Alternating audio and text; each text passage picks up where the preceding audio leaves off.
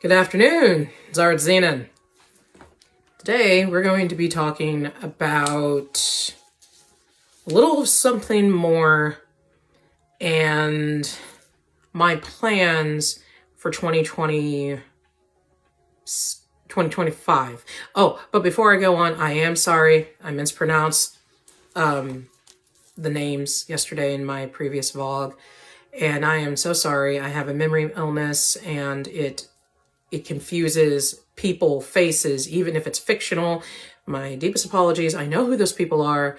I know what chapters and DLCs they belong to. My illness and the aggressiveness of this illness, however, would have you all think the opposite. So sorry about that. As it stands, Something More is the prequel to Snapshot. Exposed Hill is going to be either like a filler or a sequel in a way to Snapshot. I was really hoping that Exposed Hill would be its own thing, but then later it turned out that nope, it's going to be part of the Snapshot collection, which is great. That's fine.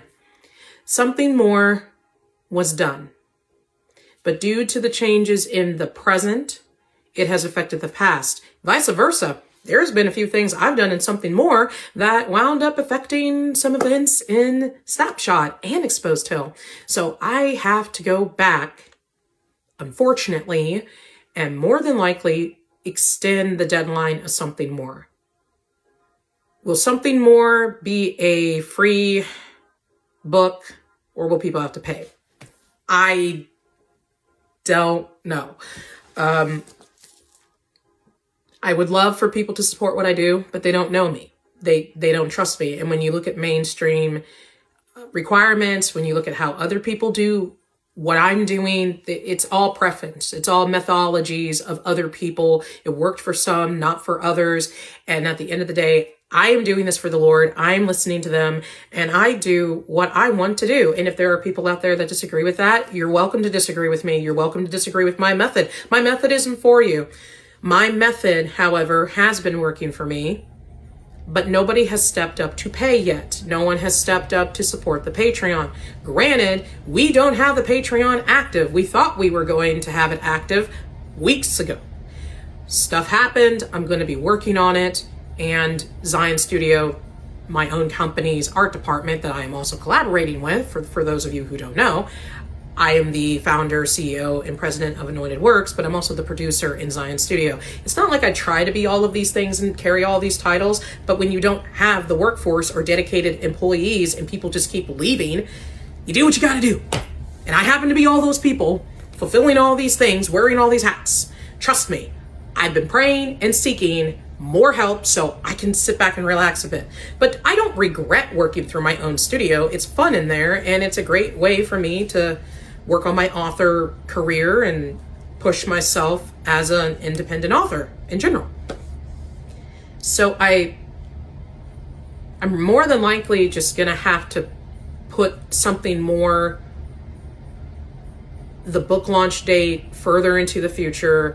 I do want that to be a prize tier for Patreon though, and I do need to work on the Patreon and get that up this week. I might even do it after this vlog drop today, because if the people can't see what's available to them, they're not going to be able to, they won't even have an option to support. But my calls to action have been completely fruitless. I'm not frustrated, not anymore. I used to be, but then I realized, you know what? This is about my passion. This is about sharing something that I know is good, I believe is great. And if people like it, they'll be okay with waiting. There's only 3 of us, technically 4. But the other 2 are sort of on leave. They have other jobs and they're just not able to be here as much as me and the project manager. Again, that's fine. But for me, I really think Something More should be a reward for Patreon supporters. That's not to say that it won't become a book and people have to pay for it, because I still am wrestling with when it's in book form versus episodic chapters that we're currently doing. people don't know me. It goes back to what I just said a minute ago, because they don't know me and I go to charge them what I would think would be a fair price, $10.99, $11, something around there, not 15 or 20. It ain't that good. It's good, but it ain't that good. And even if it was, I don't like those rates. I don't like that for the consumer. It's a digital book. It will become a physical book later. Same with Snapshot. Digital right now, episodic chapters, but it will become an ebook later. All of these ebooks, all of these things we're working on, we have discussed, me and the project manager, about charging.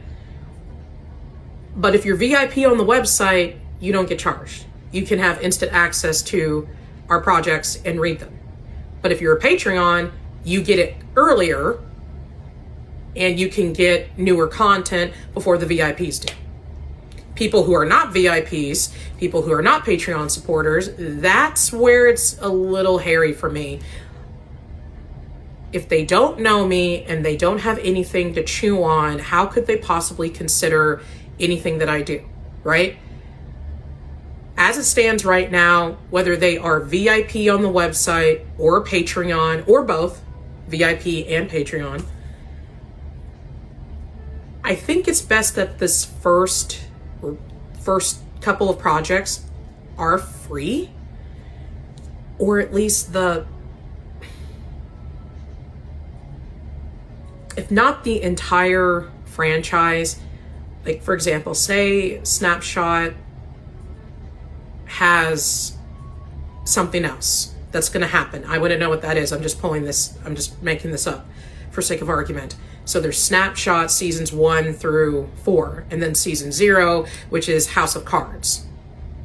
What if I decided House of Cards was going to be another book? But Snapshot, all of Snapshot, season 1 through 4, and the ebook version and the softback and hardback versions are free. Audio, free. But House of Cards and something more, people have to pay. You see, I have to figure out what is going to be free and what will not be free. Or is it a pre-release and people can pre-order? Or is it, if they're a Patreon, will they get a discount? As in, if I put it on the website and we just do web exclusive shop versus Amazon, Lulu, etc. If they have to purchase through us, do they get a discount? If that discount happens, how do they get it? I would think they'd have to be VIP to get the discount. So we have to figure out all of that first before I truly do decide how I want to launch something more. Snapshot as a book, whether it's the ebook edition or the physical edition, and Exposed Hill as well. I mean, Exposed Hill is still on the back burner. It's important, but it's not the main source right now. Is Snapshot and something more. But obviously, even Exposed Hill will have to have a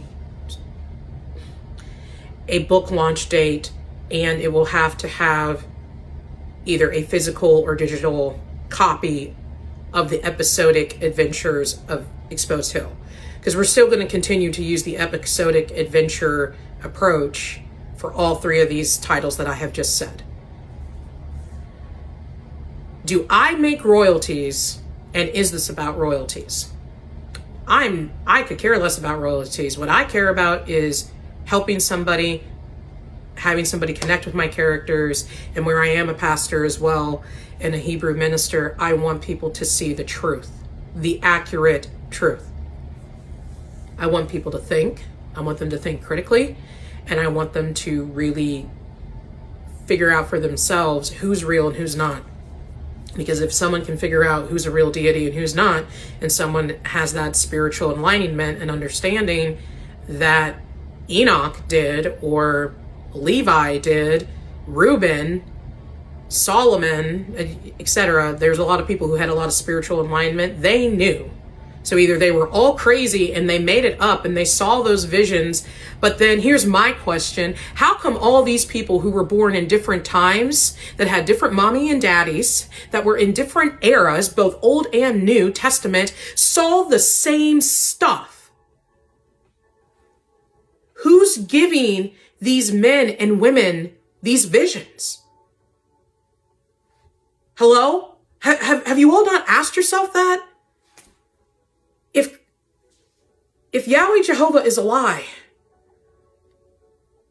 and they're not real, why the artifacts? Why all the confirmation of prophecy? Why are the locations that the book talked about real and there? And why did these men and women verify each other? Some even prophesied about other men and women before they were even physically born. And then those people were physically born. And no, I'm not referring to Yeshua Christ when I say that.